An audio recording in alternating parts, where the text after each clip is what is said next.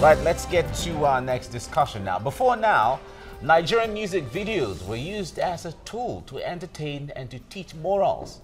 But these days, videos now showcase nudity and are no more fit for children. Well, Winifred Ajewole has more on that. Nigerian musicians release new music videos every day, and expectant fans are most often disappointed by the way the videos turn out. They are sometimes shocked by the concepts behind the videos. Producers of these music videos have been pushing the envelope quite a bit these days and are presenting so much raunchiness, with video vixens dancing seductively in revealing outfits that expose private body parts. Videos that are rated 18, making them unfit for children because they are too explicit. When asked why nudity is paramount for them, some video directors and artists are quick to say it is good for business and the fans love it. For them, nudity helps to sell the music. Determined to clamp down on nudity, National Broadcasting Commission continues to ban videos of such, classifying them as soft porn. As expected, some video directors disagree. Almost every video has some skin to show in one. The director is not to blame, right? And I would not say the artist should take the entire blame. It's what people want to see. The element there is entertainment. While some fans support choices of artists, others do not. You're only going to get beautiful women on these videos. It's a strategy. Men love beautiful women. A music video might be horrible, but you stay tuned or keep your eyes on based on what you see. Women is one of them. Nudity in musical video is absurd. Doing that, we are not promoting anything, and we are in a country where we need to promote more of our culture and value. We see more of the ladies, you know, putting all sorts out from, you know, from the front to the back, and it's not good. Being naked, being half naked in music videos is kind of like an immoral act. One may think it is only male musicians that feature almost naked girls in their videos, but female singers also have a way of showcasing flesh as well. They expose body parts and have other women do the same while shaking certain parts of their body to the rhythm of the music. Many parents of young children are now concerned about what their children watch on TV. Some say they will clamp down to protect their children from exposure to those kind of videos. Winifred Ajewole, TVC News. Banned. Who's banning them, really? That's the question. Well, the NBC has been doing that job, I know. Yeah. In the studio, of course, with us is an entertainment journalist and the publisher of E247 magazine, Biodun Kupolui. Thanks for joining us. Good to see you again on the show. This morning. Thank you very much. Well, the general perception really out there is without nudity in these videos, without sensuality, without raunchiness, these videos just will not sell. No, I don't believe so. You know, especially in Nigeria, where we don't buy videos in Nigeria. Tell me the last time you bought a video. Nobody buys video in Nigeria. It's just to help the vocal strength, the vocal work of the artist to go far. You know, it's not the video we look at. Look, every morning I wake up to watch Boombox on TVC. Nice videos. You know, yeah, somehow spiritual, but they are great videos, you know, and we have great video directors in Nigeria that shoot videos without nudity. You know, it has come to that level of voyeurism now. It's becoming too so hedonistic, and of course, I'm worried, and I'm sure every parent should be worried about it. Okay, when it comes to after the studio work for the audio of a song is played, when it comes to conceptualizing a video, where does it really start from? Is it the artist himself who owns a song, or is it the director who has been given the contract to handle the video? Who really puts that together? It's actually the director and of course the artist. Okay. Because I cannot direct you to do what you don't want to do. Right. So you see, it's so unfortunate. Even some artists, some female artists, you know, they hire double, you know, double body to do this for them. You know, they do that here. And then you see some of them, even if they don't want to bring their bums or their tits out or their, you know, boobs out, you see them, you know, with cleavages that are all open. You know, and I don't think this is good. You know, the director should be able to be disciplined enough to let the artists know that, look, I won't do this. There are some directors that won't do that. I know someone like Akin Alabi will not do that. I know someone like Clarence Peters will not do that. You know, so we have these categories of artists, of directors that will not go that route, you know, trying to show, you know, the bomb side, the bombs of the lady. I wish we could look for other words actually as alternatives so that we can, you know, stay Children are as clean, so we're not guilty of, you know, the same thing. We're complaining. Now the point is it not the consumers themselves really that are demanding of this? Because if there are no buyers, so to speak, there won't be sellers. Consumers, or is it the other way around? Consumers are not demanding for it. You throw it at them and then they grab it. Look, every day we wake up to see TVC breakfast. It's what you bring out that we applaud. That's what we watch. So when it becomes constant, then it becomes, you know, a meal. You know, it becomes what we have a taste for. And what you look for. Yeah, so give us what is good.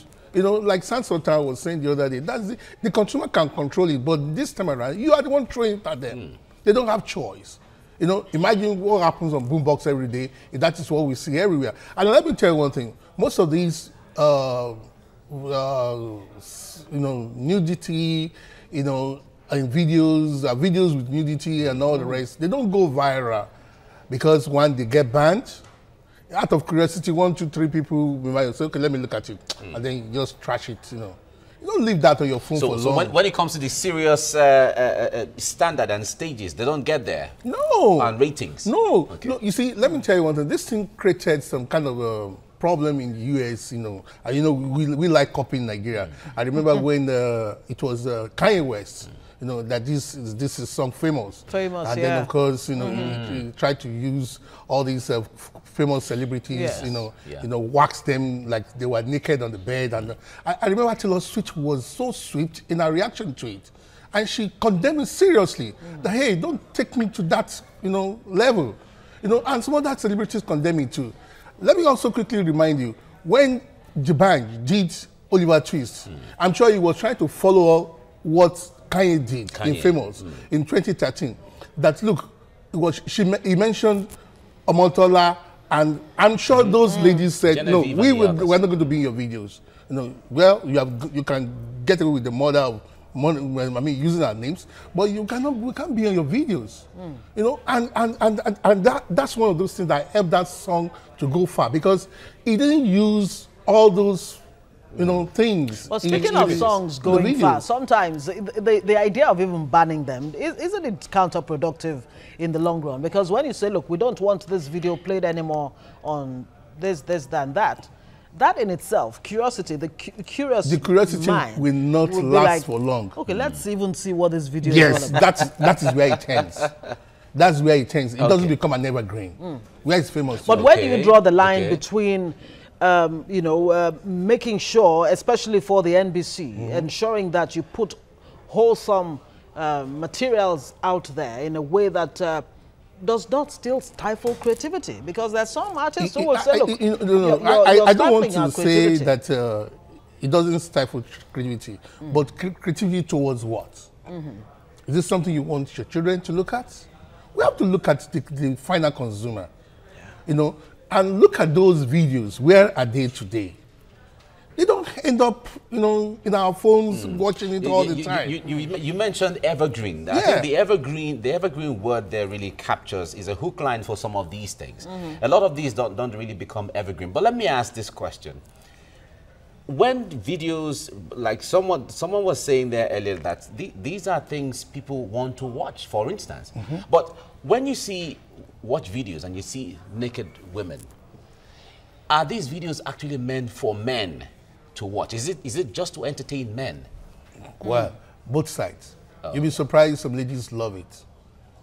You'll be surprised. You know, I'm worried because at the end of the day, you see a guy all dressed up, just like you and I, and then you see him, you know, totally prancing nude, on a lady nude woman that is nude. You know, the women become the victim and they're also the antagonist in this case. You know, and it's rather unfortunate. You know, I think the solution is, to me, from NBC, I like what NBC is doing. And of course, we need to get more women organizations to raise their voice against this. It is not good. You know, I know I did a story that, you know, Nigerian dancers, look at what Nigerian dancers are doing. You will not see Kafi doing that. She's the best among them all. Yeah. You see, most of these girls that do these stuffs in the videos, they do it for free. You'll be surprised. They just want men to look at them. Really? Don't you think it's become an industry in itself that's providing some kind of means of livelihood? Go and ask most of the editors and directors. Most of these girls choose to. You know, they come with those, you know, dresses to the location, and then they just want to showcase what they want to flaunt it. Vixens, or whatever as they call them, so they're making themselves available, sometimes for free. I tell you that. Look, remember my African queen. I don't think nobody flaunted anything there. Nobody flaunted anything there. It's interesting you actually mentioned that, the song because is evergreen. I was going to mention Two-Face. I have watched him over the years. I'm not his spokesperson, okay? I'm not his image maker. But I've discovered that his videos are actually wholesome.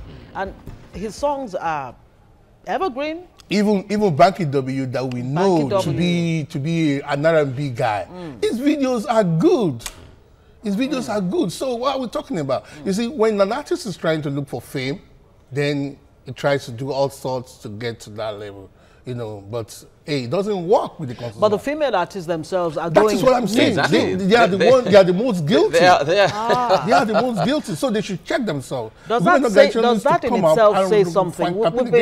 We've been complaining about the objectification of women or womanhood. And when you find a woman, actually, like you said, being the protagonist and the victim at the same time, what does that really say about... What's going on? What are the underlying factors here? Well, women, check yourselves. You need to ask yourself questions. Women like you need to raise your voice against, you know, videos like that. And then, of course, the women who are doing it. You see, an artist wants to come on stage, the next thing he wants to do is a bump chart. You know, is that what we are here to see? That's what we want to hear. You want to listen to your song. It doesn't hard. Yes, we say, okay, guys, we scream, and that's where it ends. Then the next thing, people will go on social media and then condemn what you put on stage. All right, but in this, they have said that the world is a global village. Yeah.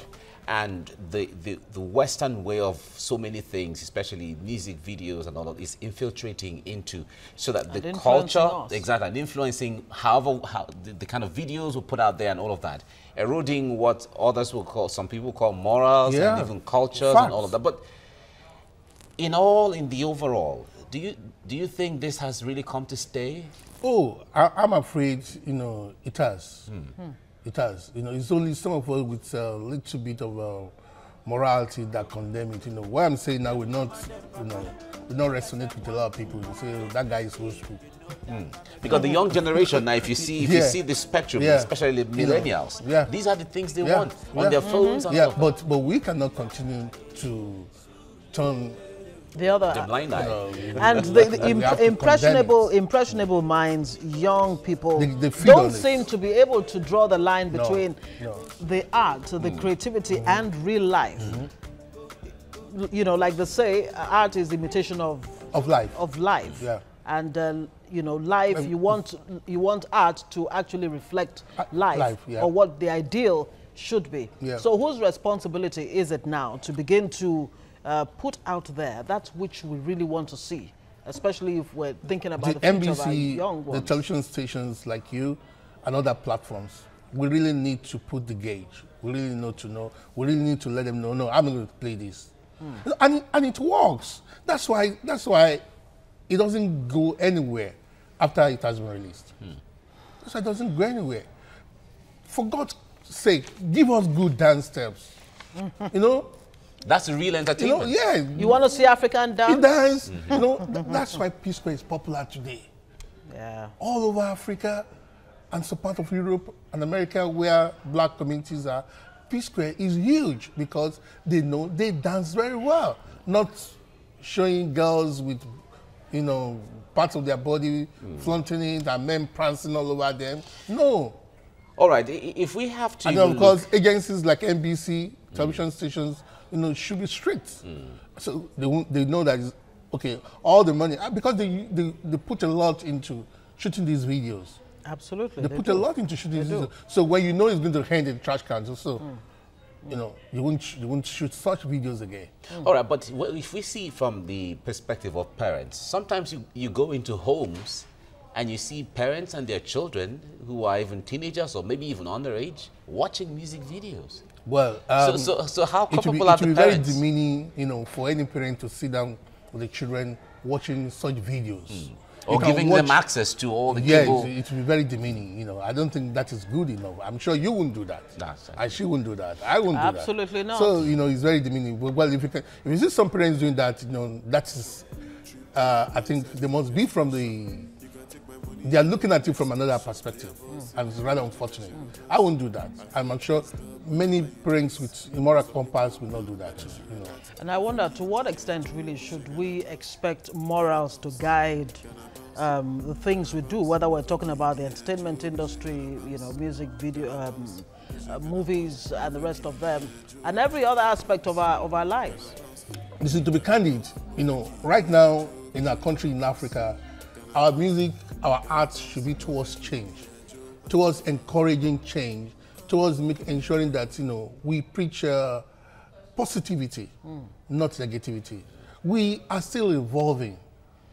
You know, we are still evolving. Africa is still evolving. The best of Africa is yet to come. But evolving to what? Do you think we've really been able to put some kind of target or goal as to what we really want to evolve to? You know, like they say, if you can't stand for something, you'll fall for anything or everything. Let me quickly say this. I'm sure you've seen the videos of Angela Kidjo.